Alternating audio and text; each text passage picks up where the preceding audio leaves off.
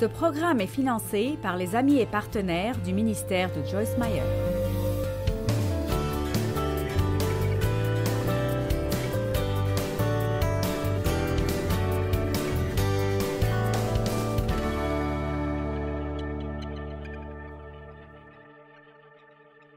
Romains 9:1. Je dis la vérité en Christ, je ne mens point, ma conscience, illuminée et convaincue, j'aime cela, illuminée et convaincue, ma conscience m'en rend témoignage par le Saint-Esprit. Donc Paul dit, écoutez, je sais que ce que je fais est bon, je me sens à l'aise concernant ce que je fais, parce que j'ai été convaincu par le Saint-Esprit. Ce n'est pas juste parce que je veux penser que j'ai raison. Je témoigne dans mon esprit que ce que je fais est bon. Être guidé par l'Esprit est tellement amusant. C'est juste merveilleux d'être guidé par l'Esprit. Chaque jour après jour après jour est une nouvelle aventure. Parce que la vérité est que vous ne savez jamais ce que Dieu fera. Amen.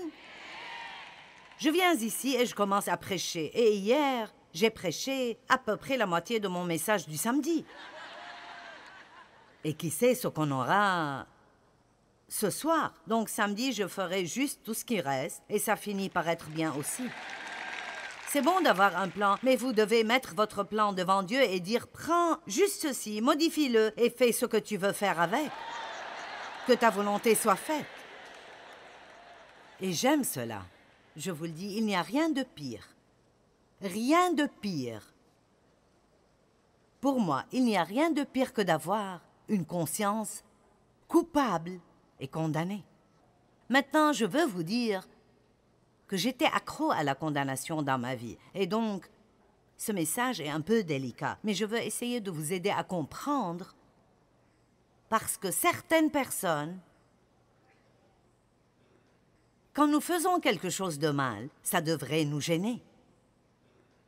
Quand nous faisons quelque chose de mal, il devrait y avoir une tristesse divine et même un deuil pour ce que nous avons fait. Et d'après ce que je sais et où je suis dans ma marche avec Dieu maintenant, quand je fais quelque chose de mal, spécialement l'une des choses qui me gêne vraiment est quand je blesse vraiment quelqu'un. Cela m'amène les larmes aux yeux. Je hais ceci. Et il y avait quelque chose qui arrivait entre moi et une autre personne il y a probablement 10 ans. Et je ne me suis pas occupée de cette affaire comme j'aurais dû le faire en tant que leader dans le corps de Christ. J'aurais dû m'en occuper différemment et beaucoup plus tôt que je ne l'ai fait. Et c'est devenu une grande foire. Et cette personne a fini par être vraiment blessée. Et jusqu'à aujourd'hui, de temps en temps, je dis au Seigneur, ceci est la chose que je regrette vraiment le plus. J'aurais aimé ne jamais avoir fait cela. Mais cela n'est pas de la culpabilisation et je ne me sens pas coupable et je ne me sens pas condamnée. Ceci est une bonne sensation. C'est du deuil divin et la Bible dit dans Jacques que nous devons regretter et pleurer et être en deuil concernant nos péchés. Et je crains vraiment que ce que nous pensons que la repentance est n'est même pas la repentance maintenant. Ce n'est pas comme « Oups, je suis désolée, j'ai raté cela. » Eh bien, gloire à Dieu, pas de problème. Vous savez, je ne pense pas que ceci est juste non plus. Nous devons avoir une peur révérentielle de Dieu et nous devons être sérieux concernant des choses comme faire du mal aux autres. Nous devons être sérieux concernant l'avidité et la jalousie et des choses comme ça. Amen. Vous dites, eh bien, ne puis-je pas être pardonné? Bien sûr, vous pouvez l'être.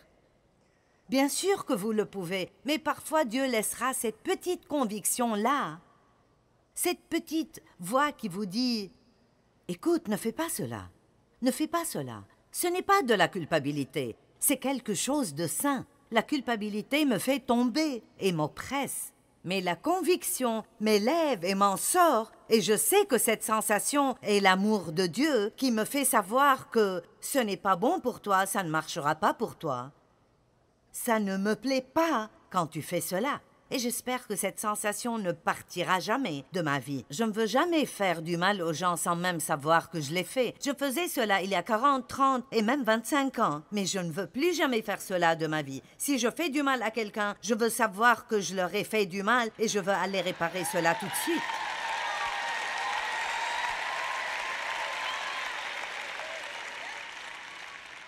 Vous savez, Dieu nous donne la grâce, mais la grâce qu'il nous donne n'était pas à bon marché pour lui. Et nous ne devons pas la prendre pour acquise en ne prenant pas ces choses au sérieux. Maintenant, j'avais une conscience hyperactive. Et ça m'a pris peut-être, je ne sais pas, près de 20 ans pour que je la répare complètement. Et je vais essayer de partager cela avec certains d'entre vous parce que si je vous parle de votre conscience et vous avez une conscience hyperactive, je vais juste vous renvoyer d'ici comme épave parce que certains d'entre vous se sentent déjà coupables à propos de tout ce que vous faites. Amen. Et vous savez, j'ai été abusée dans mon enfance. Et mon père n'était pas seulement sexuellement abusif, il était méchant. Et il était un homme mécontent et il ne voulait que personne ne soit heureux. Et alors, je peux me rappeler avoir des problèmes parce que je riais et je m'amusais. Mais tout était bon tant que je travaillais. Si je travaillais et je produisais, alors tout semblait aller bien. Alors, quand je suis entrée dans ma relation avec Dieu et là j'étais adulte, tout ce que je savais faire était de travailler. Je ne savais pas apprécier les choses, je ne savais pas comment m'amuser, alors je me sentais coupable. Si j'essayais même de m'affaler sur le canapé et de me reposer et de regarder un film, je me sentais coupable à tout propos. C'était un cauchemar dans ma vie. Et je parlais à Pasteur Mike et il a dit qu'il est passé par la même chose. Il était si hyper religieux que tout ce qu'il faisait devait être quelque chose de spirituel. Si ce n'était pas spirituel, alors ce n'était pas Dieu. Et moi de même, je me sentais bien tant que j'allais à l'église et je priais et je faisais des études, je parlais de la parole. Mais si j'essayais d'aller à une fête, si j'essayais de faire quoi que ce soit d'amusant, alors je sentais que je ne devrais pas faire cela. Est-ce que quelqu'un comprend ce dont je parle? D'accord. Ce sont des choses dont très souvent nous n'essayons même pas de parler dans l'église, mais dont nous devons parler. Eh bien, ce que je peux vous dire est que si vous restez dans la parole assez longtemps, vous aurez finalement une conscience qui est, comme Paul l'a dit, illuminée par le Saint-Esprit. Et vous allez pouvoir discerner entre ce qui est une sorte de condamnation méchante du diable et ce qui est une vraie conviction de Dieu. Amen.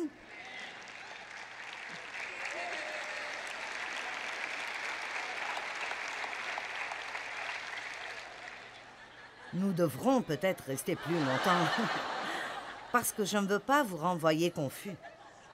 Est-ce que je suis claire? Est-ce que nous comprenons?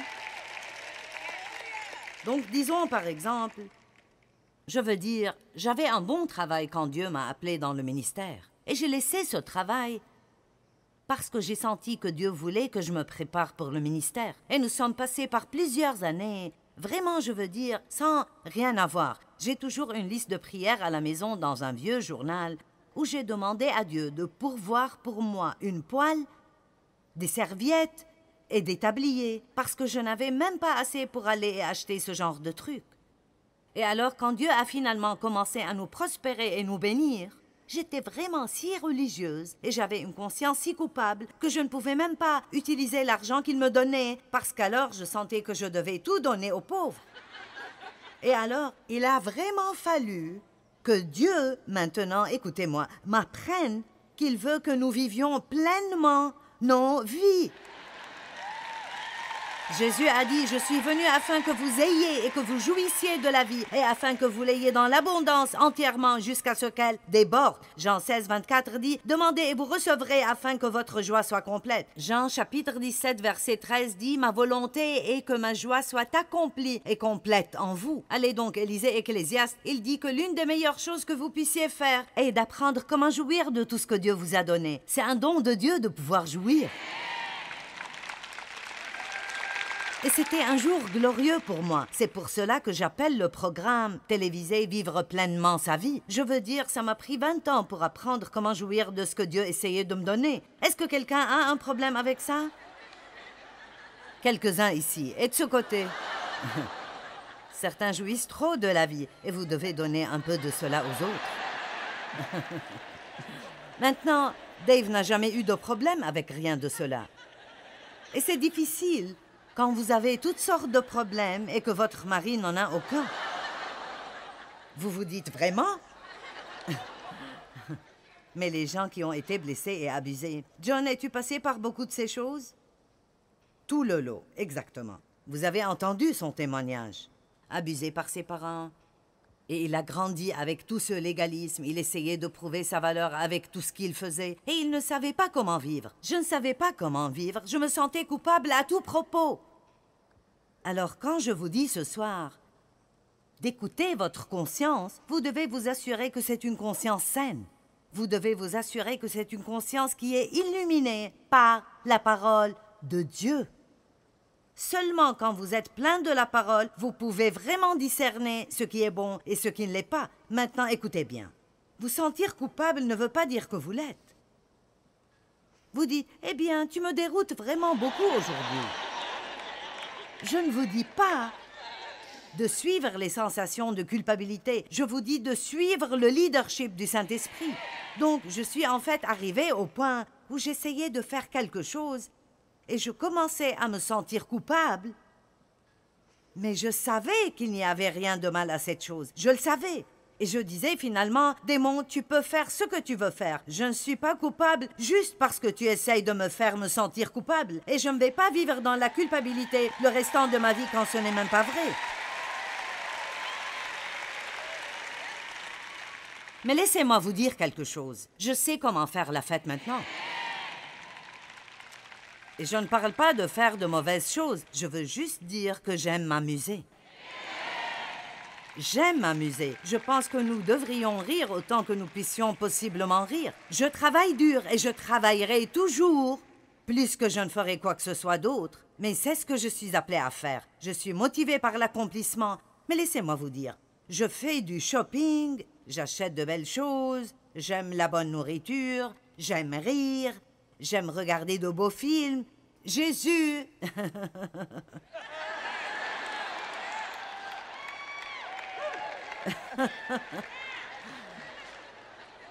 Vous voyez, nous pensons que Dieu ne se préoccupe que de choses spirituelles. Dieu ne vit pas seulement dans l'Église. Amen? Il ne vit pas seulement dans l'Église. Je pourrais m'attirer des problèmes ici, mais je vais essayer de me contrôler. Arrêtez de diviser votre vie entre ce qui est sacré et ce qui est séculier en pensant que Dieu n'est heureux que quand vous êtes dans l'Église, mais il prend des vacances quand vous allez au supermarché ou vous changez l'huile de votre voiture. Aller au supermarché peut être une expérience sainte aussi si vous le faites avec Dieu. C'est une relation où il est présent dans tout ce que vous faites, pas juste la prière et l'étude biblique et le fait d'aller à l'église et de donner de l'argent. Maintenant, écoutez, quand vous commencez à essayer de vraiment vivre une vie sainte, et la sainteté n'est pas le légalisme, la sainteté est la plus belle chose du monde. Et en tant qu'enseignante de la parole, je pense que l'une des choses les plus difficiles à faire est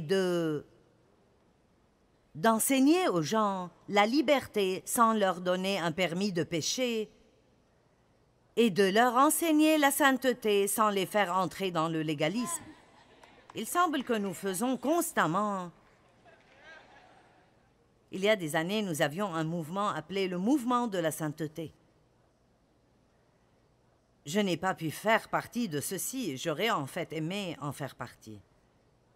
Mais c'est juste devenu du légalisme et beaucoup de personnes sont arrivées au point où elles haïssaient tout ce qui était lié à la religion parce que ce n'était plus à propos de Dieu, c'était devenu des règles et des lois faites par l'homme.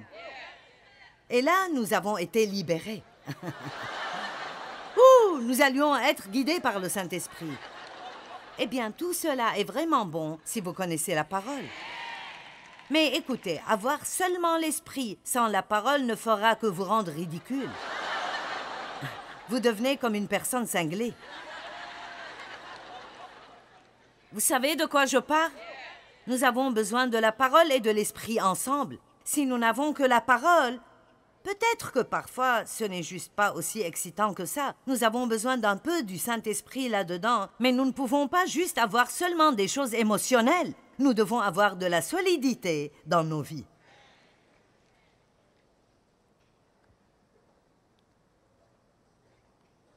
Je veux que nous vivions des vies saintes. Mais ça ne veut pas dire que vous ne pouvez rien faire. Ça ne veut pas dire que vous ne pouvez pas vous amuser. Ça ne veut pas dire que vous ne pouvez pas mettre de maquillage. Ça ne veut pas dire que vous ne pouvez pas mettre de bijoux. Eh bien, qu'en est-il de... Nous n'avons pas le temps pour cela. Mais si nous lisons cela dans son contexte, je veux dire, si vous suivez chaque chose, vous ne mettriez pas d'habits non plus. Je veux dire, c'est comme... Je veux dire, ceci a été écrit dans une culture où les femmes qui mettaient du maquillage, ou même s'arrangeaient les cheveux, ou mettaient des bijoux, étaient des prostituées. Eh bien, ce n'est pas le cas maintenant, mais nous devons faire les choses comme il faut. Nous devons utiliser la sagesse dans la façon dont nous faisons les choses. Nous pouvons toujours être pieux et être beaux. Amen.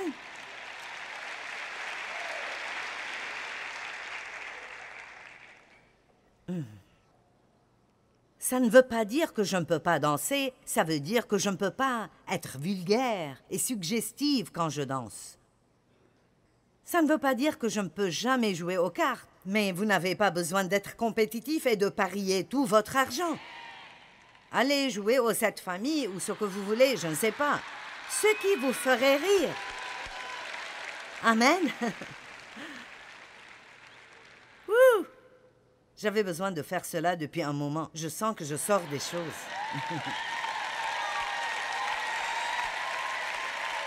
Je déteste les démons légalistes.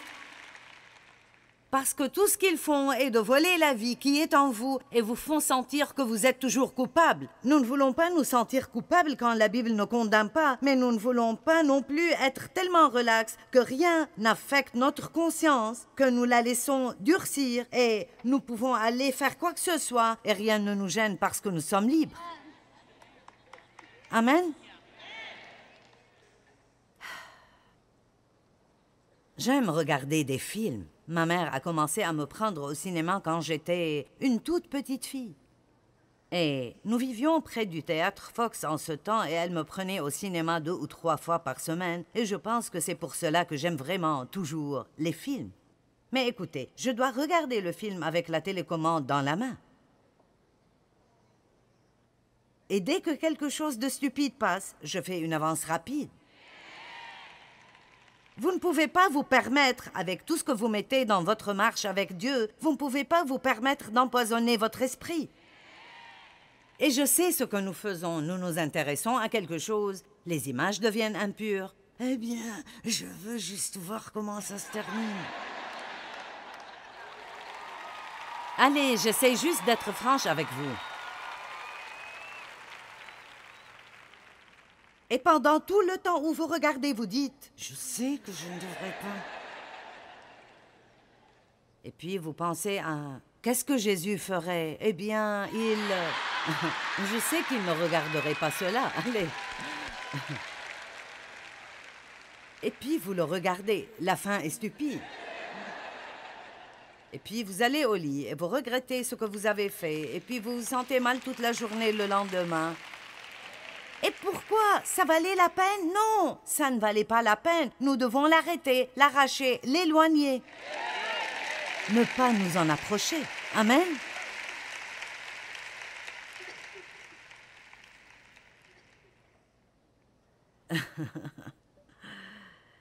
Seigneur, aide-nous. Il y a tant de choses que nous pouvons faire. Et tellement de personnes qui ont besoin de salut ne veulent même pas donner leur vie au Seigneur parce que tout ce qu'ils ont vu est ce légalisme religieux. Et ils pensent, que s'ils sont sauvés, ils ne pourront pas s'amuser dans leur vie. Je m'amuse vraiment beaucoup ici ce soir. Je ne peux même pas vous dire combien je m'amuse ce soir. Je veux dire, je m'amuse. Amen.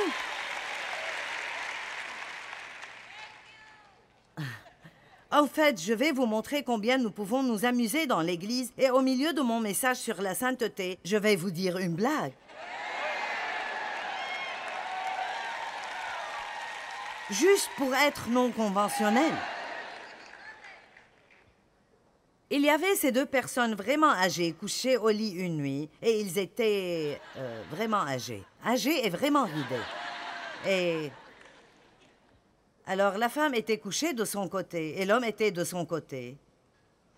Et quand vous devenez assez vieux, vous amenez ces matelas divisés. C'est ce que Dave et moi avons. Parce que quand vous vieillissez, les choses vous réveillent plus facilement. Et je me couche avant lui et je ne veux pas qu'il vienne au lit et qu'il bouge mon côté. Alors il a son matelas et j'ai le mien. Au moins, nous sommes toujours dans la même chambre.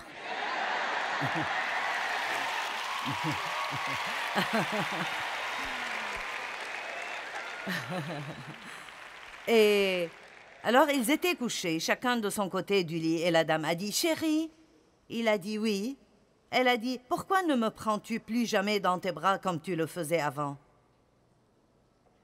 Et alors, elle a entendu ces grognements et les craquements. Il s'est approché d'elle et il l'a prise dans ses bras.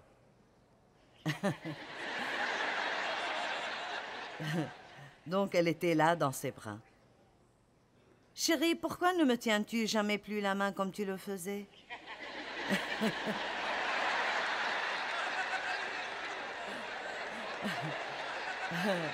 Faites attention, quelqu'un sera libéré juste en riant ce soir. Certains d'entre vous, vous avez besoin d'un bon rire plus que vous avez besoin de quoi que ce soit d'autre. Disons une demi-heure de fou rire. Amen? Laissez-moi vous dire, nous pouvons être très spirituellement intenses. Je suis chrétienne. Et j'essaye d'être une bonne chrétienne. Ne me parlez pas, j'essaye d'être une bonne chrétienne.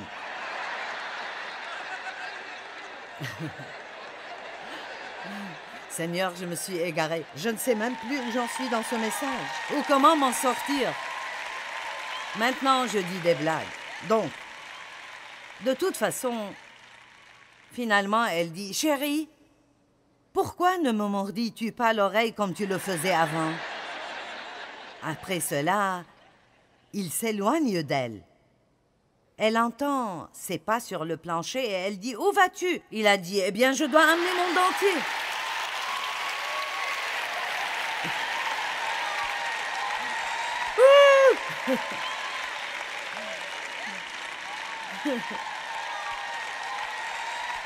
D'accord, maintenant nous allons retourner à la parole. Vous pensez, eh bien, quelle sorte de maison de fou est cet endroit? Eh bien, peut-être que vous êtes habitué à aller à une église où tout le monde dit « Vous êtes dans la maison de Dieu !» Eh bien, ce n'est pas surprenant que vos enfants soient morts de peur de Dieu.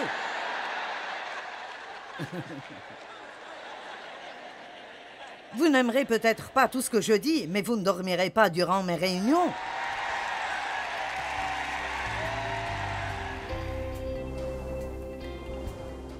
Bien, la Bible dit que celui que le Fils libère est libre en vérité. Et nous sommes rendus libres par différents moyens, mais l'un d'eux est que nous sommes libres de travailler avec l'Esprit Saint pour apprendre à vivre avec une conscience saine et entière. Il n'y a pas de domaine dans votre vie où Dieu ne vous aidera pas si vous le lui demandez.